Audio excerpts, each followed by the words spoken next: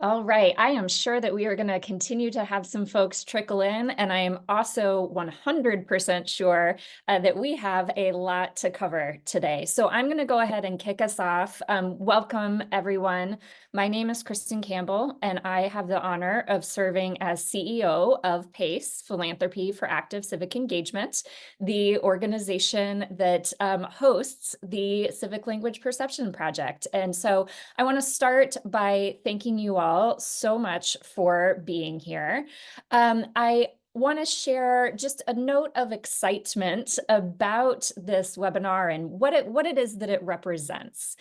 Some of you have been on this journey with us for a long time, perhaps over the course of this round of the research, since 2023, perhaps since the very first version of this, baby version of this back in 2019. But it has certainly been a journey. And this is the culmination of this leg of the journey. And in appreciation of that, I just really want to acknowledge and celebrate and appreciate the leadership of two of my colleagues on this project, Amy McIsaac and Siri Erickson. This project is a full team endeavor for sure. Our colleague Kevin Singer is really involved as our communications lead as well. This is certainly a group effort, but the leadership of these two ladies is out of this world, y'all. Like, they are amazing. And again, if this is not the first time that you are joining us, then you know that already. But I just want to take a moment and acknowledge it. These ladies over the last, since November of 2023, in this round of research, have not only released a public-facing dashboard with a tool called Pluralytics, which is the technical name. I like to call it the "but what should we say instead" machine. I think they hate that, but that's what I like to call it. They manage a user group of people who are using Pluralytics. They have managed the design and the release of over 400 graphics and visualizations of this data through a very democratized request process where pretty much anybody could send in a request for a visualization and they would create it. And there is a library of over 400 of those now, which is unfathomable to me. They've also led 7 webinars for PACE on a variety of topics, looking at a variety of cuts of the data, and they've presented on other people's webinars more times than I can count.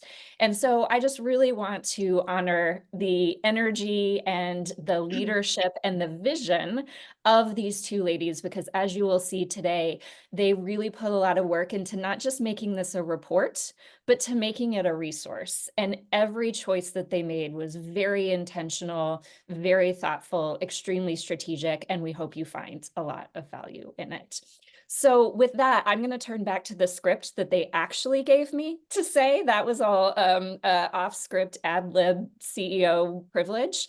But I'm going to officially turn back to my script now and introduce Amy and Siri. As Managing Director of Learning and Experimentation at PACE, Amy has led PACE's Civic Language Perceptions Project for the last 4 years. As a passionate democracy advocate and self-described language nerd, Amy has expanded the project's research and reach and impact across the field. She has become a sought-after writer and public speaker on the topic of civic language. I know she's going to be with the Commons on the Commons of the Chronicle on Philanthropy soon.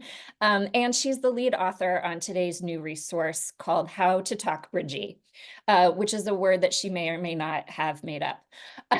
Amy is excited to share our best thinking on how to move America's civic conversation forward.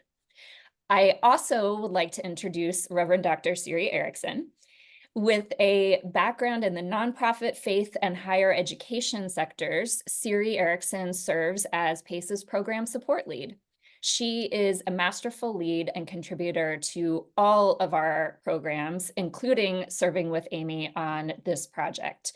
Siri thinks creatively about language's role in civic life, its potential to bring people together, and if you really want to indulge her, she is also creative about how we're seeing language play out in the 2024 election season. So with that, and again, profound appreciation for both of your leadership, I'd like to turn it over to Amy and Siri.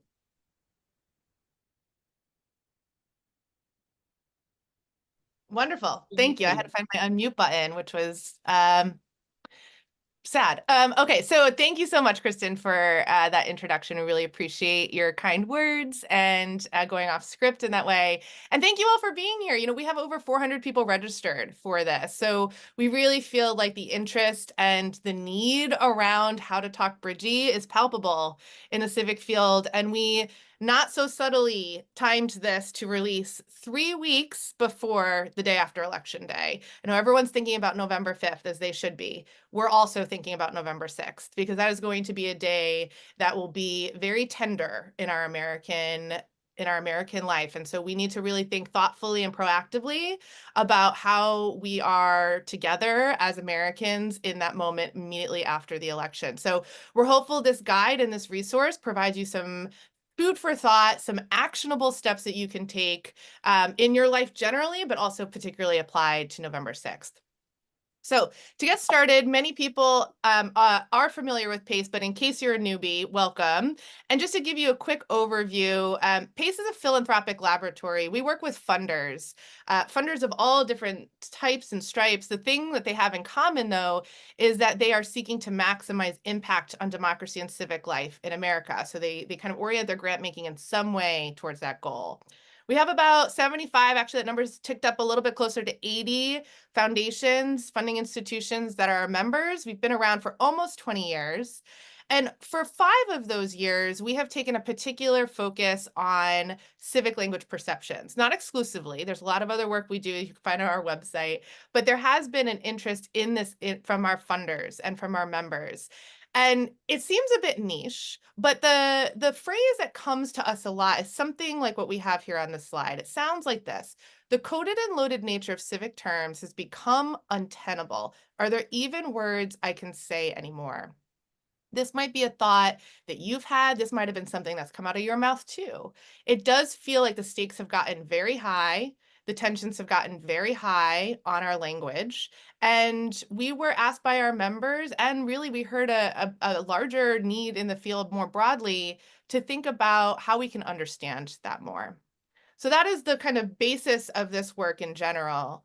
And before we begin, there's 4 questions you might be thinking, and I thought I might just tackle them straight on. I know they're questions I would be thinking if I signed up for a webinar called How to Talk Bridgey. So let's just go into those to get us started. So first, what if bridging isn't my goal? Super fair question, and we want to acknowledge from the beginning that bridging is not everybody's goal with language, right? Bridging is a particular way to use, or a particular goal of language and many other efforts, but there's other reasons people use language that we all know: to divide, to weaponize. We've all been on the receiving end, I'm sure, of that in various ways. So we acknowledge that bridging is not everybody's goal. We also acknowledge that bridging is not appropriate for all circumstances and situations. But if you are interested in bridging and you are in a situation where it calls for it, we think you're in the right place, and we developed this guide to help you in those situations. Second, what does it mean to talk Bridgey? Like Kristen said, this is a made-up term. It is not in the dictionary. I did see that Merriam-Webster released a whole bunch of new words. Maybe one day Bridgey will be in that list. It is not currently, and it is a made-up term. And when we think about how to explain it and what we mean by it, my brain kept going back to this one kid I knew in high school who sat at a different table every day. That kid was Bridgey. That kid knew how to connect to different audiences and could kind of flow between, and there was kind of a way to connect that really kind of transcended other factors and other characteristics. Talking Bridgey is a similar concept. It is the broadest way that our language can connect to audiences. And another way to think about it is, We know Americans have many shared core values. So Talking Bridgey is finding a way for the words to get out of the way and allowing our meaning to shine through. That's what the whole goal of this is. I also want to point out, though, and I'm going to show a graph to make this point, there are some identities that matter more in our perceptions of civic language than others. And you might have seen this graph if you've seen us present on this data before. But essentially what we did was we tried to understand, are there some identities that are making more of a difference in the way we perceive civic terms than others? And what we did is we went to a bunch of demographic categories, and we took what might be considered poles of those demographics. And we said, for example, of everyone who said they were very liberal, what was their average positivity across all 21 words? And everyone who said they were very conservative, what was their average positivity across all 21 words? And how far apart are those two groups? And we did that for a series of demographics, as you see outlined on this graph. And what we see here is that some of the bridges are shorter than others, and some of them are longer than others. So at the very top, we see political ideology and political party having a pretty big gap in our perceptions of the terms based on those identity markers. But if you go down the list, we see a lessening of that bridge. If you go all the way down to the bottom, if we activate our gender identities, our male and female respondents were only about a 6.3% difference in their overall positivity. So it's almost 4 times more likely that you will have a different perception of someone different from you politically than gender. And even racially, we're not as far apart. Age-wise, we're not as far apart. It really is that political identity that's making a difference in our perceptions of civic language. And so that's to say, when we say, what does it mean to talk Bridgie? We do pay particular attention, not exclusive attention, but particular attention to how different political parties and political ideologies think about these words as clues to how to talk Bridgie. So I just want people to know that is part of the concept that we are thinking through here.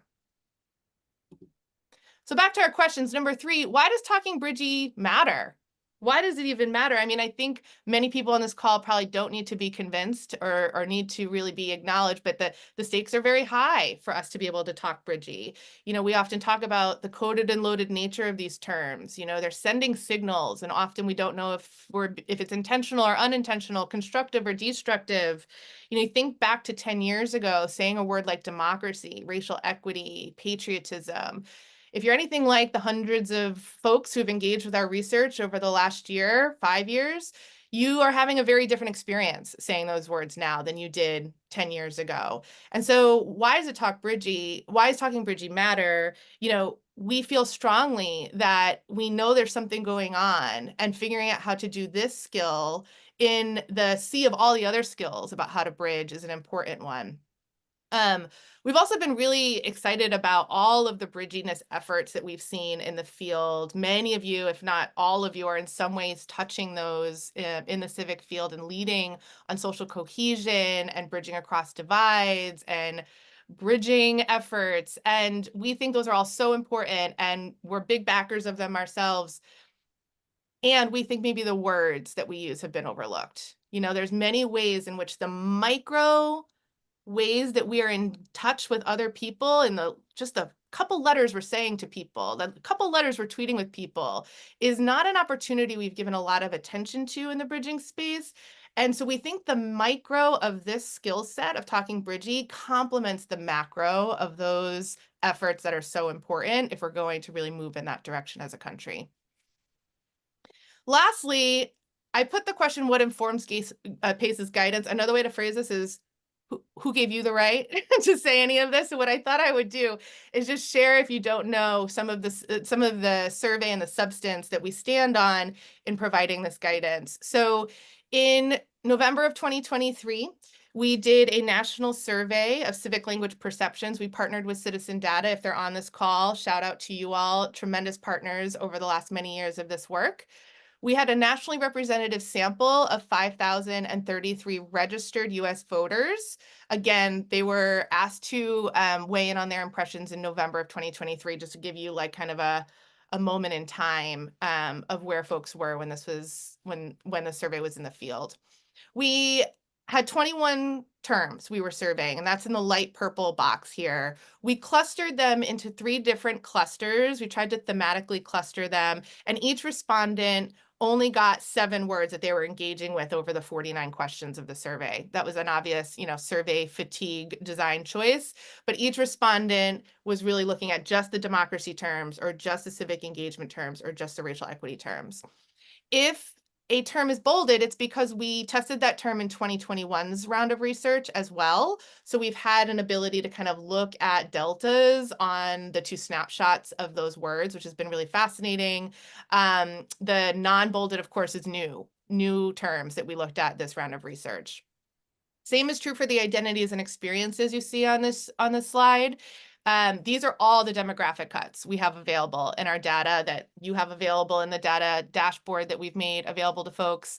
And so you can you can imagine how rich this data set is. You can really cut into these impressions and perceptions of civic language from a ton of different angles. Again, if it's bolded here, we captured it in 2021, and if it's not bolded, it's new in 2023. Like I said, there was 49 questions in the survey, and they were really designed to give us a picture around 6 things that I just want to quickly review with you all so you can understand the full universe of available data that informed our recommendations here. So at the very top, there was a set of questions in the survey that asked Americans for their impressions of the terms that they were served up. So are you positive, negative, unfamiliar, or neutral? It was not a select all apply question. It was a single choice question. And so we got a good sense of where people were in terms of impressions on their terms.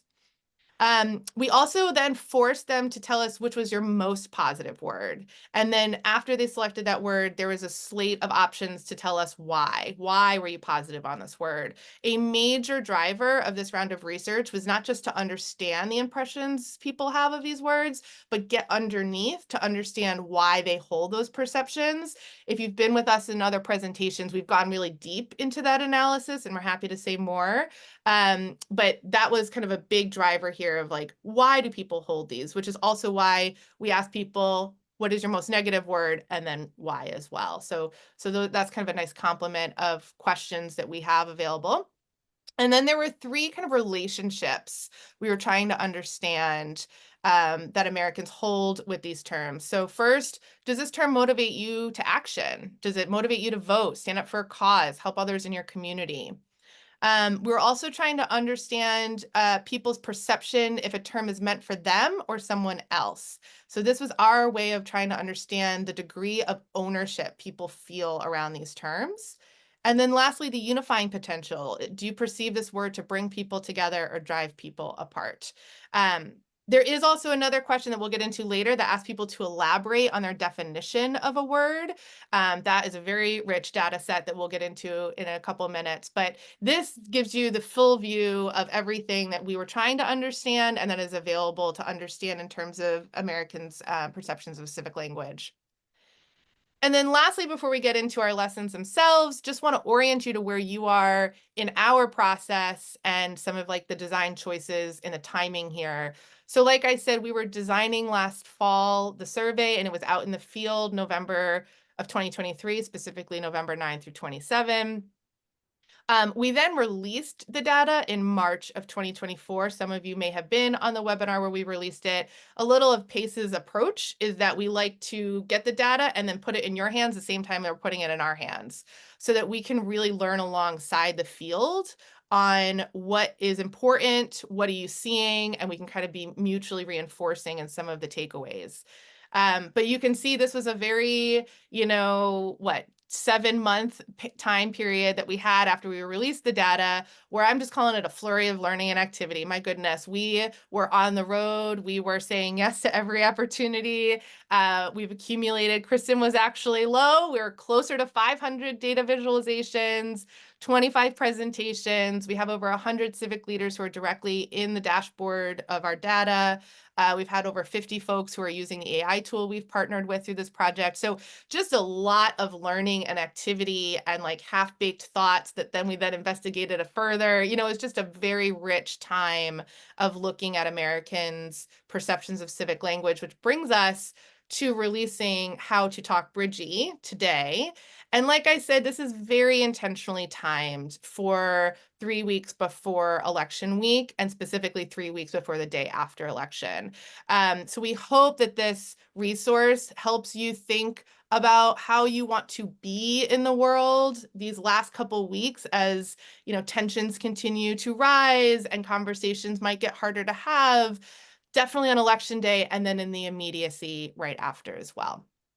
So with that, I will stop talking and pass it over to my colleague Siri, who's going to bring you through the first 2 lessons that we have to share on how to talk Bridgey. Thanks, Amy. Hello, everybody.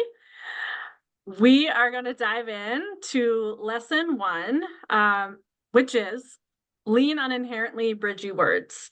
We know that people like you who work in the civic field are largely working in nonpartisan spaces where you're trying to bring more people into the conversation. You're trying to make a bigger tent for civic engagement where you live and where you work and in the country as a whole. And so the first recommendation or lesson that we have for you is to tell you about some of the words amongst our 21 that are inherently bridgey. So let me tell you a little bit about the methodology that we used to come up with this determination. We have a lot of ways that we could have done this, but this is what we chose for this project and this analysis. So our formula for determining whether or not a term is bridgey is, first step, do people generally agree that they like this word? To understand that, we looked at 2 different parts of our data. First, net positivity, which is where in the national sample as a whole, we took positive perceptions on each term and subtracted negative perceptions to get net positivity. And in our scoring, the higher the net positivity rate, the higher they scored in bridginess. But we know that's not the whole story, because sometimes those national numbers can mask really important differences that are playing out within demographic categories. So we also looked at positivity range, and that relates back to that yellow graph that Amy showed you at the top, where we took each of these demographic categories, looked at the range of positivity within each category, and then created an average range score. So important to note that where the range is lower, that means that the word is more bridgey, because people, regardless of their identity, are having a similar perception of that term. So that's how we got to the first piece. Then we also intentionally asked people whether or not they think terms bring people together or drive people apart. And so in order for a word to be bridgey, we think it needs to be a term that people don't already think is very polarizing. And so we took our question where we specifically asked that. We looked at responses for drives people apart a little bit or a lot, put those together, and then they were ranked from lowest to highest. So we did all of that work behind the scenes. You can see more of the math on that if you're a technical person in the report itself. But that's how we got to the data that you're going to see on this next slide. So there's a lot to look at here, and we recognize that some of the font might be small. Again, these graphics are all in the report, so you can do a deeper dive on your own, but there's some important things that I want to call out here. First of all, just in general, when you're looking at this graphic, the darker the color, the higher it ranked. So for net positivity, the darker purple means that a term had higher net positivity ranking, and then the mid-level purple, the medium darkness purple meant it was in the middle of the range, and the light purple lower net positivity. The same type of thing applies to each of these categories, so the range and the drive apart scores. So with the math that we did on this, you can start to see some patterns. And at the top, we have our two bridgiest words, community and service. I want to call particular attention to community because in our last round of research, we did not have that term, but we had a lot of terms that started with the word civic, civic infrastructure, civic health, civic engagement, etc. And at that time, we heard from a lot of our partners across the field that they were wondering if community might be a better term, a bridgier term to use when talking about community engagement or civic engagement, for example. And so our data does point to the fact that Americans view community as a very bridgy word. It's at the top of our list here. I also want to call attention to some groupings. So the first three terms on this graphic, so our top three bridgiest terms, are all from that civic engagement cluster. The next three are all from our democracy cluster. And then our next two are from our equity cluster. So all three clusters have terms that are bridgier than other terms in those clusters. And so I think it's important to point out that whether you're talking about democracy and some of the core tenets, whether you're trying to motivate civic engagement, or whether you're working on equity, there's language that works for all three of those more effectively than other things. If we go down, your eyes might be going down to the bottom and also curious about some of our least bridgy terms. And it's kind of an interesting mix there at the bottom. Some of those terms are in the equity cluster. So racial equity, social justice, and diversity are three terms that are pretty close to the bottom, but there's also things closer to the bottom, less bridgy in some of the other clusters. So we have words like republic, patriotism, and interestingly, bipartisan, which I think is trying to be a bridgy word, but doesn't score well in our bridginess strength indicators. So there's a lot more that we could say before moving on, but I do want to point out the term democracy, which is in the middle of the pack there. It's in the middle in terms of net positivity. It's in the middle in terms of how much range within those demographic groups are we seeing in terms of different opinions about positivity. And it is perceived to be more divisive. However, I want to caution with all of this that no matter where a term is on this chart does not determine whether or not you should use it. We think all of these terms are important pieces of our civic communication toolkit. And so we don't want to be sending the message that just because something is not very bridgy, you shouldn't use that term. Maybe it's just that when you are using it, you need to think really carefully and strategically about your audience, what kinds of actions you're trying to motivate, and understanding that some people might not perceive that term to be for them. So this is one resource that we have available to you when you're crafting communication, when you're working on presentations, or even interfacing with community folks. It's important to understand and lean on terms that are bridgier, at least if you're trying to communicate to a very broad group of people, and then include some of the other terms in more strategic ways.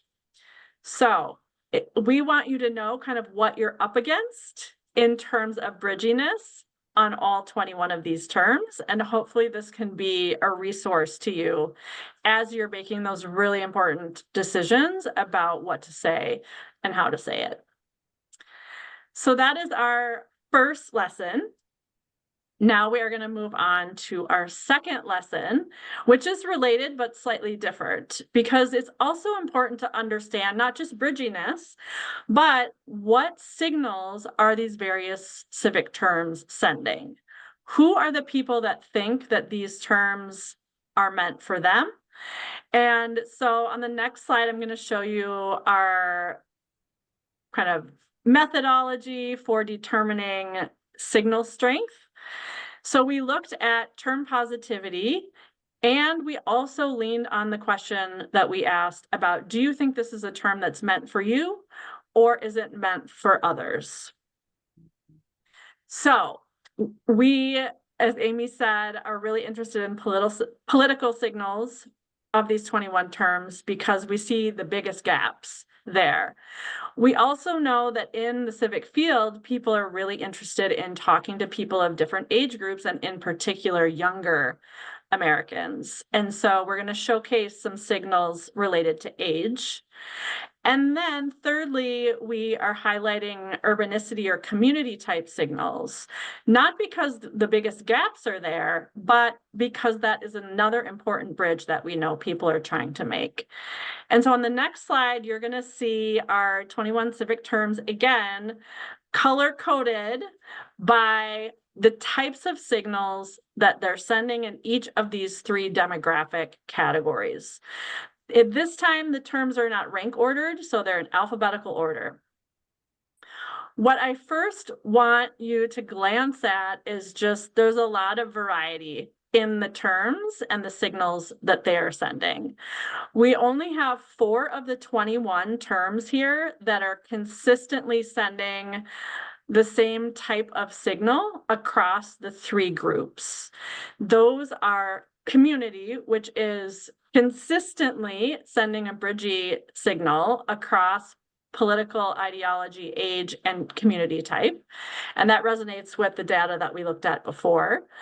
Then we have diversity, which is our only term that's consistently sending a strong signal for liberal, younger, and urban voters. And then we have 2 other terms that also have consistent signals. Those are the orange. So patriotism and republic are both strongly signaling to conservatives, older Americans, and people who are living in rural areas. So we do have 4 terms that kind of play into that consistent pattern of how we think people's mental models are lining up connections between politics, age, and where people live. However, most of our other terms have some kind of variety in the types of signals that they're sending. That variety could be due to stronger and weaker signal strengths, depending on the demographic category. It could be that by one demographic cut, and that's usually urbanicity, we're seeing a lot more bridginess in that area. And we do have one very unique unicorn in this list of 21, and that is the term democracy, which does not follow any of those patterns. So unique to democracy, it is sending a strong liberal signal, and at the same time sending a strong signal to older Americans, and is bridgy when it comes to where people live. So democracy is a very interesting term when we're thinking about the different kinds of signals that it is sending. And we really want to encourage you to work hard to figure out how to use the term democracy effectively. We know that it can feel polarizing depending on who your audience is, but it is a very unique term that has, in a very different way than other terms, the power to connect different kinds of people to each other and to this common project that we are all a part of together. So there's a lot of other things going on in this table, and we hope that you will download the resource and dive in and use this as well. We, again, don't want this to be prescriptive, but we want to equip you with a tool that helps you think through, okay, in my messaging, I'm trying to communicate both to liberal and conservative people. How might I do that? For example, maybe you want to lean in on the bridgiest words, community, liberty, service, or maybe you want to pair two or more words that are sending different kinds of signals. So maybe you want to talk about patriotism at the same time as you're talking about democracy, for example, because those two terms are sending strong signals to different groups. And by pairing them together, perhaps you can send a signal to both groups at the same time that the work that you are doing is for them. It's including them, and you're thinking about that. So there's a lot of ways that we hope you will take this tool and use it in your own work. And we look forward to hearing about how you do that. Amy, I'm going to turn it over to you now for our next two lessons. Awesome. Thanks, Siri.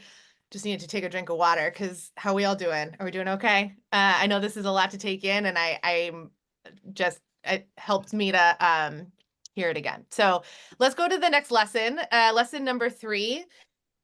I will say these next 2 lessons are not rocket science, but give us a chance to make them a little more sophisticated than you may think of them already. So understand what people mean. Again, not rocket science, right? Like, let's understand what's behind things for folks. But what we really wanted to do here was get into that definitional analysis. So like I said, question 49, the last question on our survey, asked people, they were served up one of 3 words, depending on which cluster they had been traveling with throughout the survey. So either civic engagement, democracy, or racial equity. So there was like, let's say, for example, democracy can be defined several ways. In a few words, please describe how you understand it. And we got, a third of 5,000, so like 1,600, 1,700 write-ins from people in their own words about how they're defining democracy, also civic engagement, also racial equity. So we wanted to, for the purposes of understand what people mean, lesson 3, go deep into the definitions that we saw for the word democracy that were submitted. Overall, there were 6 major themes across, the almost 1,700 definitions that were submitted. So let me just walk you through a little bit about what we saw there. Certainly, people understood democracy as government by the people, that power was derived from people to leaders. And so that was a very clear theme throughout the definitions. There was a lot around freedom and autonomy. So a lot of freedom of speech, freedom from oppression, freedom to live freely. There was a clear theme around accountability, that leaders are accountable to the people that they govern and that they should not be serving their personal interests. That came up a lot. There was a clear understanding of democracy as equal representation and rights. So having the right to vote, the right to express opinions, the right to participate. Americans, and this is probably not a surprise a year out from the 2024 election when the survey was collected, but elections came up a lot in the definitions, but more around the ability for citizens to choose their leaders, influence governmental decisions, really understanding that there is a vehicle of elections in which democracy is understood. And then inclusivity, democracy is allowing a lot of other viewpoints to be heard. So again, high level view of what we saw in the definitions of democracy.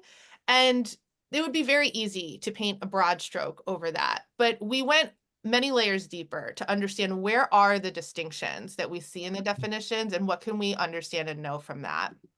So I want to point out 3 that we consider quite noteworthy.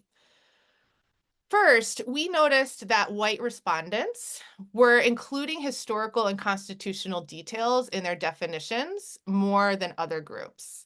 And just to give you a little flavor on that, when we looked at all of the people who defined democracy, there were 111 definitions, so about 7% of those definitions that included historical or constitutional details. I'm talking the word constitution, I'm talking founding fathers. Some people mentioned the Greeks, or specific language that was a nod to historical documents or speeches. So a lot of by, and for in the definitions. And so when we looked at that, we looked across demographics and we said, okay, what's different about this 111 than the other definitions that came in? What's different about the people who were writing this in? And there was a pretty clear racial story there. White people, of the 111, 74% of them were people who identified as white, but only 67% of that sample was white. So it's an over-index in the white category. 11% were Black or African American, 5% were Asian, and 5% were Hispanic, Latino, or Latina. So we think that's really important to note. There is definitely something going on with the history of this country, the kind of governing documents of this country that shows up in the definitions for democracy for people who identify as white versus other groups. The second noteworthy definitional distinction we want to point out is, no surprise, there was a lot of presence of skepticism expressed in folks' definitions of democracy. There was some mentions of, expectations, like failures of democracy, some expressed negativity throughout the definitions was present. But there was differences in the skepticism when we looked across certain groups. So for example, liberals, when they expressed skepticism, it was really centered around inequalities and lack of representation. For conservatives, though, it was government overreach and loss of personal freedom. We also looked at this racially. I don't have this represented on the slide, but racially, it was Black and Hispanic respondents were noting the lack of representation, like democracy's failure to be fully representative, whereas white folks were telling us that the skepticism was really driving from a place of observing corruption. And so again, just distinctions here, right? And we saw that even when people were expressing skepticism around democracy. And then the last one that we think is interesting to point out is, we wanted to see how much is voting and elections showing up in people's definitions of democracy. And so we did a whole level of analysis that just tried to pull out the definitions that included the word vote, voting, or election. 15% of the definitions for democracy included one or more of those words. And what we saw was that group of people were more white, were more female, were more suburban, and less moderate. So they were more likely to be a Democrat or a Republican as identified political party than the overall sample. And so we think that's interesting too, that we were seeing kind of that trend in the distinctions. So we just name these really to say, know what people mean. There are some ways in which we're saying the same thing, but there are some major ways in which we're not saying the same thing. And being more clear and more understanding of what those are is our goal for you all today. We also wanted to take a beat and understand, how are people of different political parties defining democracy, and what do we see as differences here? And what we did was we did word clouds for the three groups that we find people are most interested in coming to our research for: Democrats, Independents, and Republicans. All the words that are in a bubble here are because they were mentioned 15 or more times in the definitions of democracy. And you could probably stare at this for a while. Our team had a very active Slack chat about what we were seeing when we stared at these word clouds. There's a lot to unpack here, but here's something I will highlight for this group. You'll notice that the biggest bubbles for all three groups are people, democracy, and government. I think it's really telling that the first three words that come out of Democrat, Republican, and Independents' mouth, or the most frequent words that come out of Democrat, Republican, and Independents' mouths, are the same when we're asking them to define democracy. It's where they go next that's interesting. So for Republicans and Independents, the next three most frequently used words were freedom, vote, and country. For Democrats, it was vote, freedom, and system. And so when you look across these three different word clouds, you certainly can sense a different vibe, right? Like there's like a slightly different vibe in when you look at them together. And I think it's really important that, like I said, it feels like oftentimes when we're talking about democracy, we're saying the same thing, but there's a lot of different emphasis and there's a lot of different priorities that are at play across different ways that we identify, and certainly when we think about it politically. Our last lesson for you today is in Talk Bridgey, we encourage you to simply talk. Again, not rocket science, but let me take you into a little data that we think is important to see. One of the major takeaways, and I'll credit Stacey Palmer at the Chronicle Philanthropy for giving me this language, is a tough time to be a word in America right now. We are putting a lot of pressure on a few letters to represent full belief systems, for full value systems, full lived experiences. We're asking these words to carry a lot. And we saw that when we looked at the definitional analysis. You know, for the folks who were asked to define civic engagement, it took them 9 more words on average to define it. Racial equity, 11 more words. Same for democracy. The shortest definitions we had were 1 word for each. You know, for democracy, it was like politics, and, you know, we saw different things for 1 words. But I think it's really interesting to see the longest definitions that people submitted. It took one person 156 words to define democracy. So we really sit with this idea that to talk Bridgey, you actually need to talk. You know, there's so few opportunities that we are given or that we ask of people to tell us what they mean by a word. What do you mean by democracy? What does that mean to you? We've actually just come off of a summer roadshow with a whole bunch of funders, 130 funders, asking them how they saw democracy versus politics. And it was really interesting to us how much people were really kind of like, how do I define democracy? You know, both the literal definition, but also like my lived experience of the definition. So we just know even the people who are thinking actively about democracy are still in a formulation mode. What an opportunity to give people, right? And what an opportunity to connect with people when you ask them to elaborate and you ask them to simply talk. So let's tie all of this together, and then we'll have a little bit of time if there's questions. I can see that the chat is active, but I'm a really bad millennial and can't look at the chat and talk at the same time. So I'll lean on my colleagues to let me know what's been going on there if there's questions that emerged. But let's wrap all this into kind of the takeaways. What should you say on November 6th? Like we said, November 6th might be a day where we know who won the presidential election and any of the number of elections otherwise that our country will be voting on November 5th and the weeks prior. We may know who won, we may not know who won.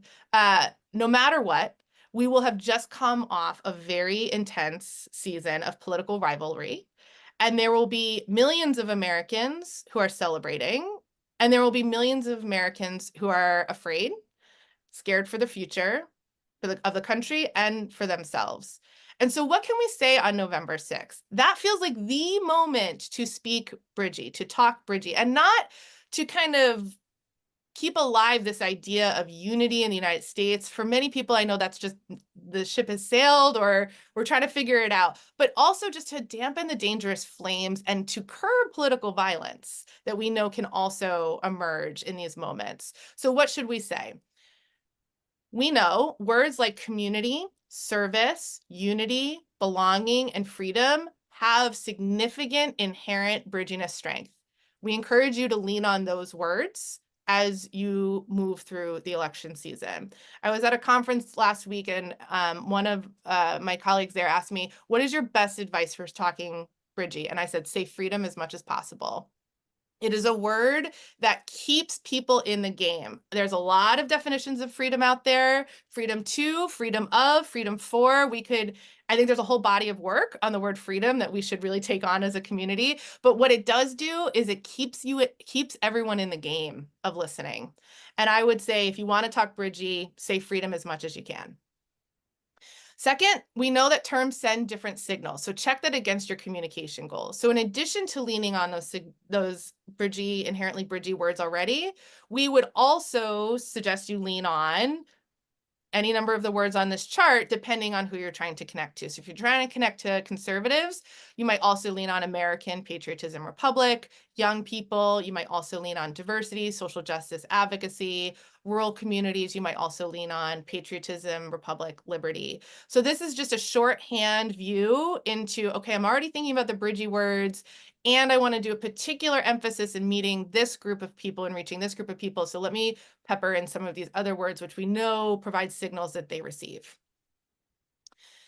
Third tip is to shift your mindset from communication as self-expression to communication as strategic connection. So we think it's going to be really important to taking a pause on November 6th and thinking about less, what do I need to say, and more about what do the communities I care about need to hear right now. And with that mindset, you might make different word choices. But to take that moment and pause and think less about what you need to say and a lot more about what people need to hear and what they need to receive. And if you are coming to it from a bridginess spirit, really thinking about the people who may be in a place of feeling afraid, concerned, or worried about the future of America and how you might signal to them. And then lastly, slow down, create space, and get curious about the values people are representing with these terms. This is the simply talk bullet, but just to say, I think it's a big part of our responsibility as the stewards of American democracy right now to think about ourselves as ancestors of this language and these terms for the next generation and beyond. How do we want the word democracy to be understood and used and valued in 20 years? This is the time to start thinking about that. How do we want racial equity to be used and valued then? How do we want patriotism to be used and valued then? So I think taking a moment, creating the space, allowing people to use these language and elaborate on the language is going to be what really creates the stewardship that we need for these words moving forward. So with that, I think we have about 5 minutes. If there are questions in the chat that we can answer, I'd love to do that. Also, a little bit of a teaser. We did reserve the 30 minutes after this for journalists, content creators, anybody or really anyone who's interested, but particularly those who are thinking about writing on this report and on this concept, that we can be available for questions. So we will have that time set aside. But Siri, I'll turn to you. Anything you're seeing in the chat that we should raise with the full group? There's a lot happening in the chat, and Kristen and Kevin have been responding in real time, but a question did come in about, is there danger in a term losing its bridginess if someone from one political party starts to use it a lot and or make it a pillar of their campaign messaging? Yeah, so the partisanship influence on language, we did look at that as well in our data. There's some parts of the report that go a little bit more into that. We are seeing signals that partisanship is making a difference in perceptions and definitions and understanding of the terms, particularly when we look at democracy. Yeah, I mean, I think that is like one of the things that has been tricky about the language is it starts to feel like groups own the words, and the way that kind of the quickest way to own a word is to have a high profile person of a particular party saying and kind of boxing the word out for themselves. And then I think what's really important to note is when another side, sorry, I might be inferring too much in the question, but when another side, a pro-democracy side, whatever, is letting the word go. And this is why we say in our report, we think it's really important. All of these words are important to our civic communication. None of them are good words, none of them are bad words, but they're all important words. And so we think abandoning any of these words is not what we want people to take away from this research. So even if a group, to that question, even if a leader, even if a group is starting to own a word in a way that's making it less bridgy, part of the antidote to that is just other people's picking it up and continuing to use it. So that is our plug for not letting words go by the wayside and continuing to use them and continuing to infuse meaning that they're meant to have and that will be important for future generations. Amy, I'm also wondering if maybe you want to talk a little bit about why people said that they were positive towards a word or negative towards a word and how that related to how politicians or the media use it, because that feels like part of this question too.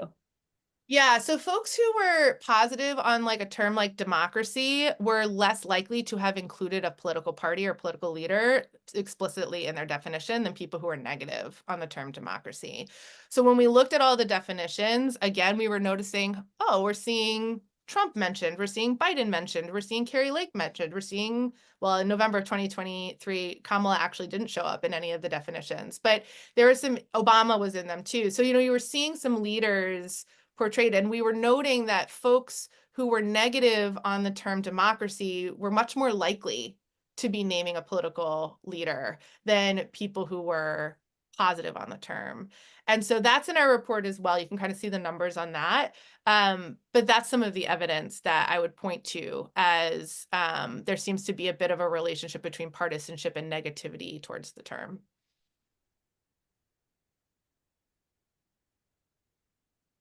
Other questions?